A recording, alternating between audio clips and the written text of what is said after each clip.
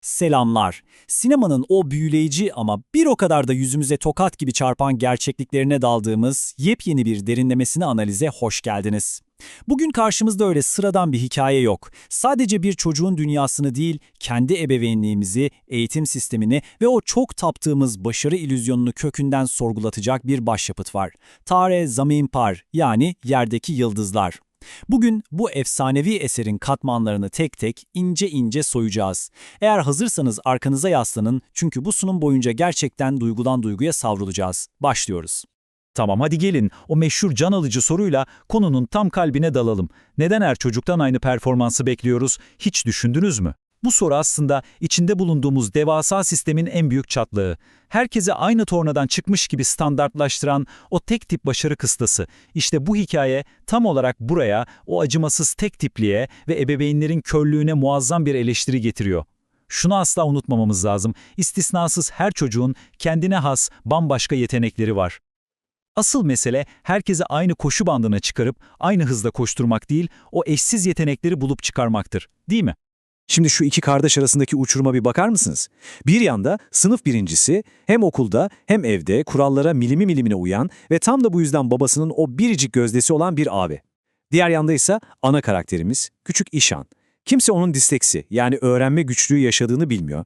Çevresindekilere göre o sadece tembel, yaramaz ve kavgacı bir çocuk. Ama İşan'ın zihni bizimkinden o kadar farklı ki, İngilizce dersinde öğretmeni okumasını istediğinde harfler dans ediyor diyor. Bu onun saf gerçeği, ama öğretmeni alay ettiğini sanıp onu kapı dışarı ediyor. Matematikte o an zihninde uzay gemileriyle savaşan bir uzay savaşçısı. Haliyle kağıttaki sorular yanlış cevaplanıyor. O muazzam hayal gücü, o daracık kalıplara sıkışmış dünya tarafından bir türlü anlaşılamıyor. Ve işte bu noktada ebeveynliğin o en sarsıcı, en zor sınavı başlıyor. Okulda işler sarpa sarınca idare İşan'ın özel eğitime ihtiyacı olduğunu söylüyor. Ama o katı baba, annesinin tüm o şefkatli çırpınışlarına, itirazlarına rağmen kestirip atıyor ve çocuğu yatılı bir devlet okuluna yollama kararı alıyor. Baba o kadar kendi isteklerine, kendi sarsılmaz başarı hayallerine saplanmış ki oğlunun gerçekte ne yaşadığını zerre kadar göremiyor. Tam da bu durumu özetleyen o muazzam ayeti hatırlayalım. Mallarınız ve çocuklarınız sizin için ancak bir denemedir. Gerçekten de öyle. Aileler aslında çocukları üzerinden kendi egolarının, kendi hırslarının sınavını veriyor. Ve ne yazık ki İşan'ın babası bu sınavda fena halde çuvallıyor.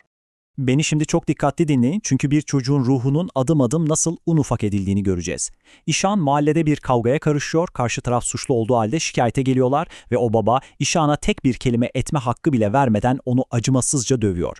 Yetmiyor, hemen ardından işe gitmek için valizini toplamaya başlıyor. İşan neden çantanı hazırlıyorsun diye sorunca baba dünyadaki en zalimce blöfü yapıyor. Evi terk ediyorum, bir daha da dönmeyeceğim. Düşünsenize, küçücük bir çocuk gözyaşları içinde bir daha yaramazlık yapmayacağına yeminler ederek babasının bacaklarına sarılıyor, ona yalvarıyor. Sonrasında annesinden babasının aslında sadece işe gittiğini öğrenince ne oluyor biliyor musunuz? O incecik güven bağı ortadan ikiye çatlıyor. Babasına olan sevgisi, güveni tamamen yerle bir oluyor ve o yatılı okul sürgünü başlıyor. Ailesinden adeta koparılıp atılan İşan için o yatılı okul tam anlamıyla bir kabus. Kendi içine öyle bir kapanıyor ki dünyada onu seven tek bir kişinin bile kalmadığına inanıyor artık. Burası nasıl bir yer mi? Sözde sıkı disiplin adı altında öğretmenlerin çocuklara fiziksel şiddet uyguladığı, onları dövdüğü bir yer. Çocukların düşünmesine, fikir üretmesine asla izin yok. Sadece tahtadakileri papağan gibi ezberlemeleri isteniyor. Bu bitmek bilmeyen hakaretler, dayaklar, o soğuk duvarlar. İşan'ı o kadar dibe çekiyor ki ailesiyle tamamen bağlarını koparıyor. Telefonla bile konuşmuyor onlarla. Ve işin en acı tarafı ne biliyor musunuz? Yaşından beklenmeyecek kadar inanılmaz resimler çizen o hayalperest çocuk en büyük tutkusunu, resim yapmayı bile bırakıyor. İçindeki o parlayan ışık tamamen sönüyor. 7. bölüm, karanlıkta uzanan bir el, Ram Nikump sahneye çıkıyor. Evet, tam her şey bitti, bu çocuk kayboldu derken hikayeye öyle bir giriyor ki resmen tüm sistemi hackliyor. Sınıfa ilk adımını attığı an, o sıkıcı, ezberci şekilleri bir kenara fırlatıp çocuklardan sadece hayal güçlerini serbest bırakmalarını istiyor bu sıra dışı öğretmen. Diğer çocuklarla kaynaşıyor ama gözü hep İşan'da. Gidiyor çocuğun eski defterlerini, çizimlerini didik didik inceliyor ve problemi şıp diye çözüyor. Sorun tembellik falan değil, bambaşka bir şey. Ve bunu anlatmak için direkt ailenin karşısına dikiliyor. İşte o yüzleşme anında çaresizlik içindeki annenin dudaklarından hepimizin yüreğini delip geçen o soru dökülüyor. Peki İşan'ın günahı ne? Neden benim çocuğum bunları yaşıyor? İnsanın boğazına bir yumru oturuyor gerçekten. Şimdi Nikumb'un o çaresiz anneye yaptığı disleksi açıklamasına çok dikkat edin. Diyor ki bunun kesin bir cevabı yok. Bazen kalıtsaldır. En basit haliyle bu beynindeki sinir bağlantılarındaki bir arızadan kaynaklanıyor. Yani olay şu, İşan disleksi. Harfleri algılayamıyor, o yüzden okuyup yazamıyor. Tabii o kibirli baba hemen savunmaya geçip parlıyor. Yani benim oğluma zihinsel özürlü, anormal mi demek istiyorsun? Nikumb'un o sakinliği inanılmaz. Hiç istifini bozmuyor.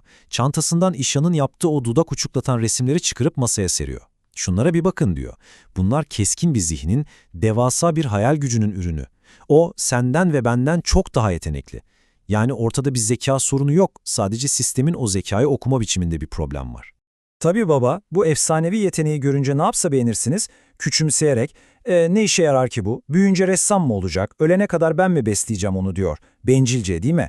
İşte o an Nikump, eğitim tarihine altın harflerle kazınacak tokat gibi bir cevap veriyor. Hayatın ne kadar rekabetçi ve acımasız olduğunu, herkesin çocuğunun illaki doktor ya da mühendis olmasını istediğini biliyor ama babanın tam gözlerinin içine bakarak şu muazzam lafı söylüyor. Bir düşünün, her çocuğun kendine özgü yetenekleri, kapasitesi ve hayalleri vardır. 5 parmağın 5'i bir değil. İsterseniz onları itip çekin, zorla aynı hizaya getirmeyi deneyin. Sonuç ne olur? Sadece parmaklarınızı kırarsınız. Sistemi çocuklara uydurmak yerine çocukları o sisteme zorla uydurmaya çalışırsanız o çocukları sadece kırıp dökersiniz. İşyan'ın o paramparça olmuş özgüvenini yeniden ayağa kaldırmak kolay değil.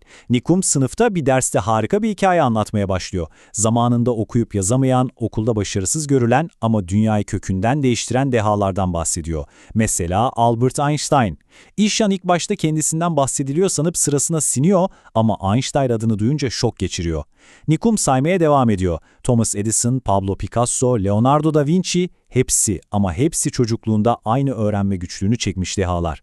Sonra zil çalıyor, sınıf boşalırken Nikump İşyan'ı durduruyor. Biliyor musun diyor, böyle öğrenme güçlüğü çeken bir kişi daha var. Onun da adı Ram Nikump.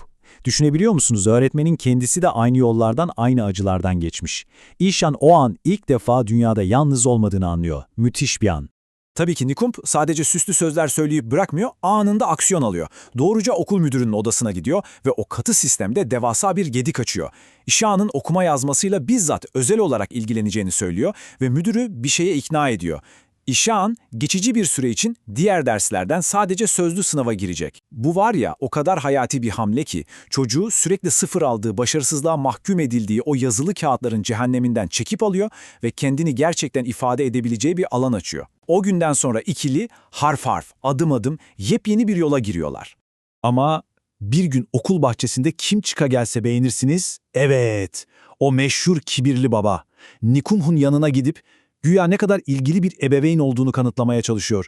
İnternete girmiş, disleksiyle ilgili bulduğu makaleleri okumuş falan filan. Hani bizi sakın ilgisiz ebeveynler sanma demeye getiriyor.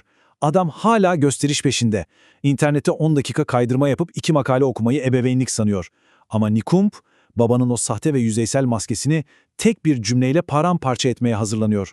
Nikump usulca babaya dönüyor ve ebeveynini yeniden tanımlayan şu sözleri yüzüne çarpıyor. Kucaklamak, sevdiğinizi göstermek için yanağına kondurduğunuz sıcacık bir öpücük.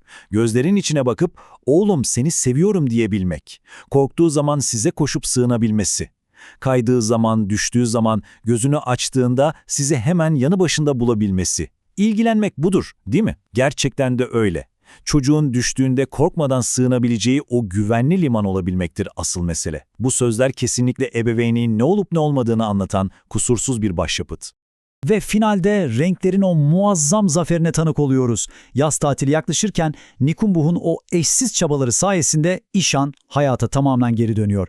Tüm okulun, evet öğretmenlerin bile katıldığı devasa bir resim yarışması düzenleniyor okul bahçesinde.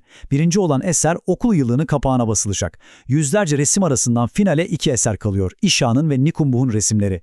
Ve jüri birinciyi açıkladığında tüm okul adeta şoka giriyor. Birinci İşan, kapağı süsleyen o inanılmaz resim kendi çocuklarının şaheseri. Şaşkınlık, gurur ve sevinç gözyaşları içinde öğretmeni Nikumbuh'a teşekkür ediyorlar. Karanlığa itilmiş küçücük bir çocuğun sadece doğru bir dokunuşla nasıl parlayan bir yıldıza dönüştüğünün en somut, en tüyler ürpertici kanıtı bu an. Gördünüz mü? Gerçekten anlaşıldığında, ona inanan doğru bir rehberle karşılaştığında her çocuk bir yıldız gibi parlayabilir. Peki, tüm bu anlattıklarımızdan sonra siz ne düşünüyorsunuz? Başarı dediğimiz o kavram çocukların test kitaplarındaki netlerinden mi ibaret, yoksa onların içindeki o eşsiz renkleri, o muazzam hayal gücünü ortaya çıkarmak mı asıl başarı? Hadi aşağıya, yorumlar kısmına gelin, bu derin konuyu orada tartışmaya devam edelim. Eğer bu analizi soluksuz izlediyseniz, hikaye içinize işlediyse şu beğen butonuna hemen şimdi çökmeyi unutmayın. Kanala abone olup bildirim çanını da açın ki bir sonraki efsanevi incelememizde ilk sizinle buluşalım. İçinizdeki ve etrafınızdaki gerçek potansiyelleri keşfettiğiniz harika günlere. Hoşça kalın.